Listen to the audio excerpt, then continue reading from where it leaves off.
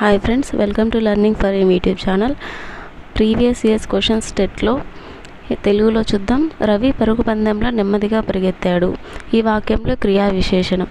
Options: Ravi పరుగు పందెం, నెమ్మదిగా పరిగెత్తాడు. సో వీటిలో క్రియ అనేది మనకి పరిగెత్తాడు, క్రియా విశేషణం అడిగాడు కాబట్టి కరెక్ట్ ఆప్షన్ నెమ్మదిగా. నెక్స్ట్ 41.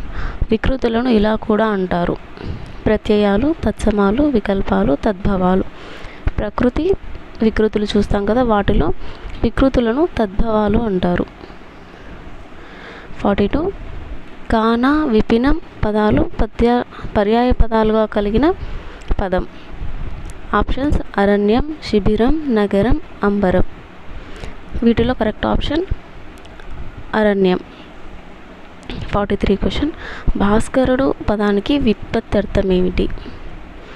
సర్వభూతాల పట్ల స్నేహం గలవాడు, సర్వము న్యాసం చేసినవాడు, కాంతిని కలుగజేయవాడు, అజ్ఞానాంధకారాన్ని పారద్రోలేవాడు. సో అన్ని ఆప్షన్స్ కరెక్ట్గానే అనిపిస్తాయి, కానీ వీటిలో ఉత్పత్తి అర్థం ఏమిటి అని అడిగితే కరెక్ట్ ఆప్షన్ చూస్తే ఫస్ట్ ఆప్షన్ సర్వభూతాల పట్ల స్నేహం గలవాడు. మన ఛానల్లో ప్రీవియస్ ఇయర్స్ క్వశ్చన్స్ అనేవి అప్లోడ్ చేయడం జరుగుతుంది, విజిట్ చేయండి. Thank you for watching.